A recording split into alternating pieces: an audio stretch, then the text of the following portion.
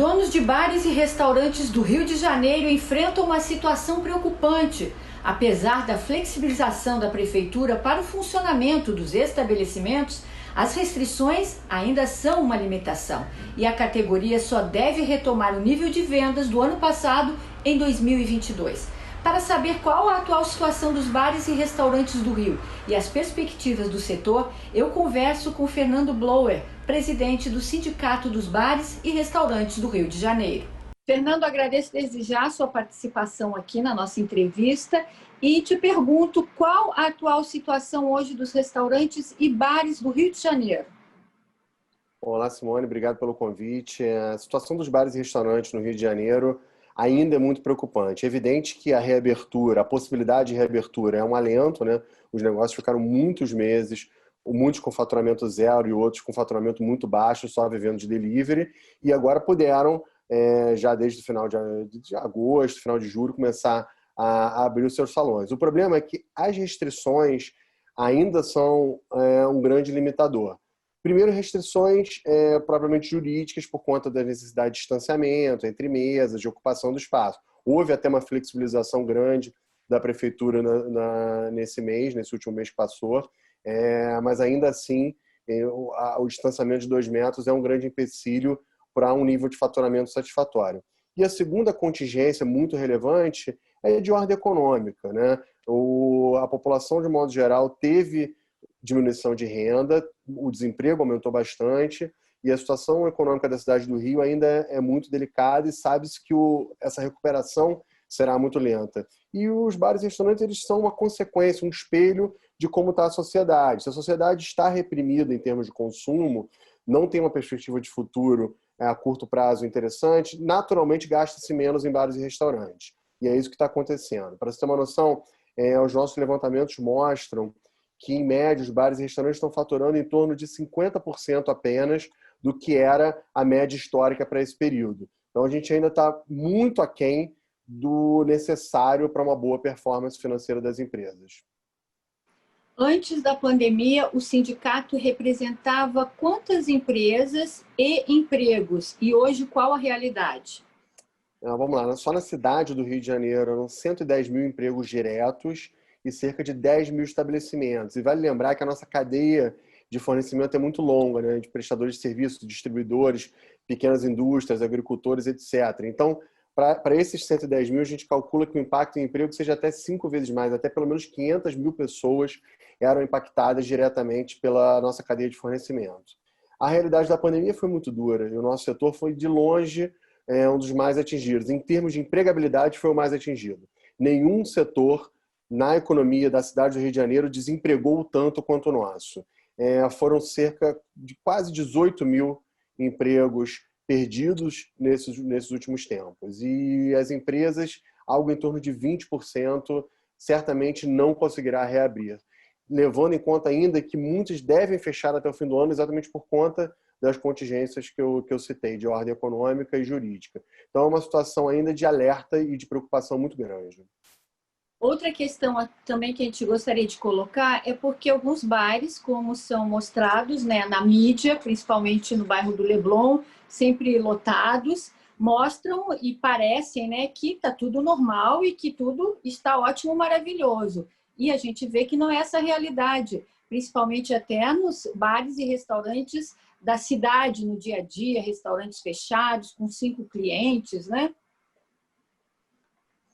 Exatamente. A situação dos bares e restaurantes é muito distinta dessa que muitas vezes dessa imagem que muitas vezes é veiculada. Existem pontos específicos da cidade onde há maior volume de pessoas e aglomeração? Sim, existe.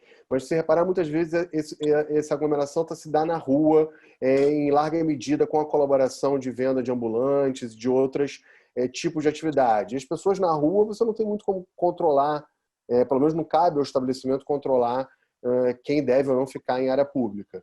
Agora, se você for pegar o restante da cidade, a imensa maioria dos salões, dos restaurantes, está vazia ou está muito aquém da sua capacidade total de atendimento. E algumas regiões da cidade, em especial, estão numa situação periclitante. Eu sinto, sobretudo, o centro da cidade. O centro da cidade, por conta do home office e de outras contingências os restaurantes estão passando por uma situação muito complicada e precisam, sim, de um olhar especial. Então, como um todo, a nossa categoria tem se preparado para a reabertura, tem se utilizado de todas as normas que são preconizadas para a segurança da população de modo geral, mas não tem visto aglomeração e muito menos um faturamento que seja satisfatório para garantir a abertura das empresas e a manutenção dos empregos.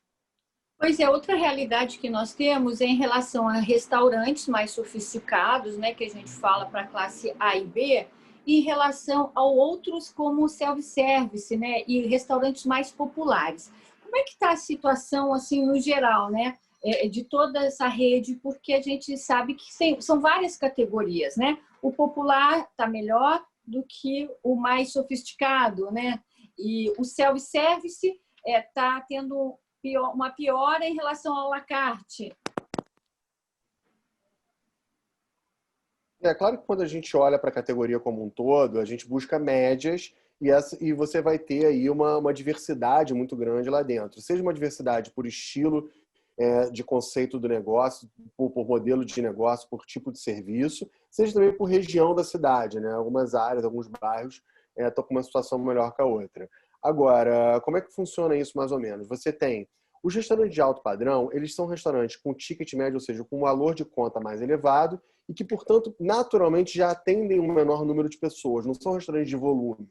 E por isso eles conseguem, com pouca gente, muitas vezes atender a clientela que já lhes procurava. Os restaurantes que tinham operações muito grandes ou que tinham um ticket médio, um valor, um preço muito baixo, precisam de maior volume. E esse maior volume tem sido um grande problema porque ele não tem acontecido. Ou ele até existe a demanda, mas as normas proíbem a aglomeração, de tal forma que restaurantes de preço baixo e volume são mais prejudicados. Agora, pior do que isso são as proibições para o self-service. Realmente, o self-service, que hoje em dia ainda está proibido na cidade do Rio, gera um custo adicional muito relevante para os estabelecimentos, porque eles são obrigados a contratar pessoas para servir os seus clientes. E isso é quase que inviável nesse momento. Existem várias cidades do Brasil que já estão liberando o self-service. Curitiba e Porto Alegre, por exemplo, liberaram essa semana. Então, esse é um ponto que eu acho que pode e deve ser revisto com urgência pelas autoridades, sabendo que está no planejamento deles essa flexibilização, mas eu acho que o self-service ganha uma urgência. Só para você ter uma noção do tamanho que isso tem, 50% dos restaurantes que operam durante o almoço operam no serviço de self-service. Então, é um volume realmente muito relevante de estabelecimentos. Com certeza. Em relação ao dinheiro disponibilizado pelo governo federal, que muitos bares e restaurantes, os donos, tiveram dificuldade porque alegam que esse dinheiro não chegou, né? Ele foi disponibilizado, mas não chega. Como é que é isso? Crédito foi e é uma dor muito grande, principalmente para os pequenos estabelecimentos que representam a imensa maioria do nosso setor. Nós temos noção, mais ou menos 75%, quase 80% das empresas são do simples, ou seja, tem um patamar de faturamento mais restrito. E essas empresas, elas naturalmente já têm dificuldade de crédito, isso pré-crise. Durante a crise isso se agrava, porque naturalmente ela deixou de pagar boletos, não tem certidões negativas em dia, enfim, não tinha receita, não tinha como pagar suas contas em dia. E sem as contas em dia, ela começa a ter mais restrições de crédito. E essas empresas já não tinham também garantias para dar imóveis, etc. Então, o Pronamp, que foi a grande linha de apoio do governo em relação a crédito, ela chegou para alguns e ajudou alguns, mas foi muito aquém da necessidade do setor. Precisaria-se de muito mais. E uma crítica que a gente faz a isso é que deveria ter sido feita uma análise setorial. O Pronamp foi para todas as pequenas empresas. Mas será que todas as categorias precisavam? Todas as categorias foram afetadas igualmente? Eu tenho certeza que não.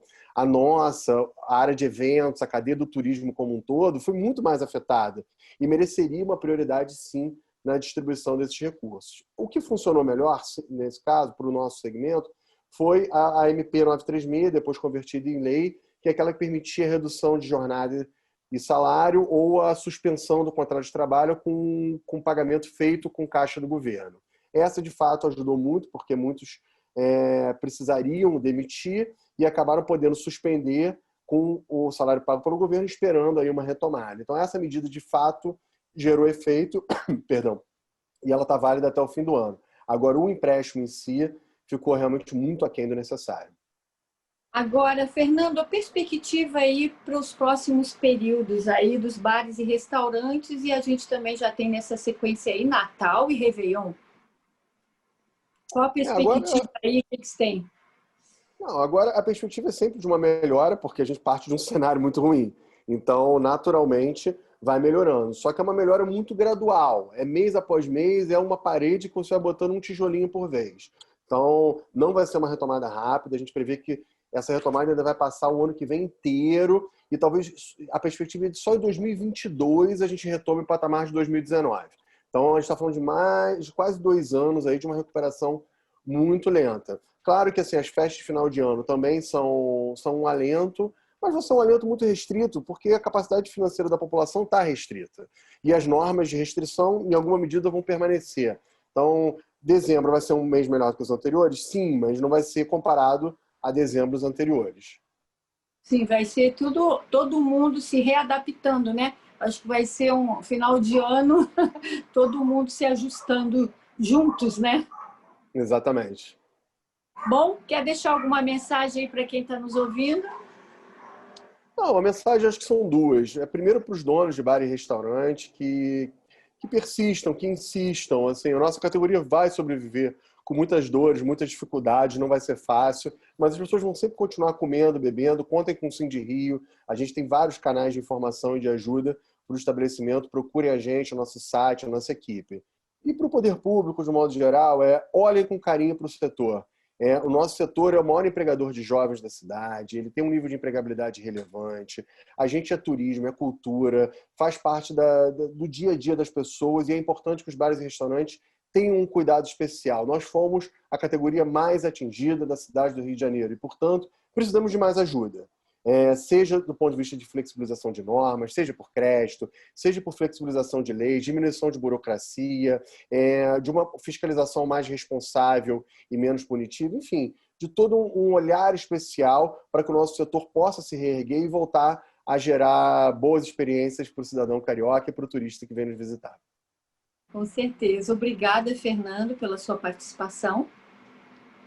Obrigado, eu que agradeço.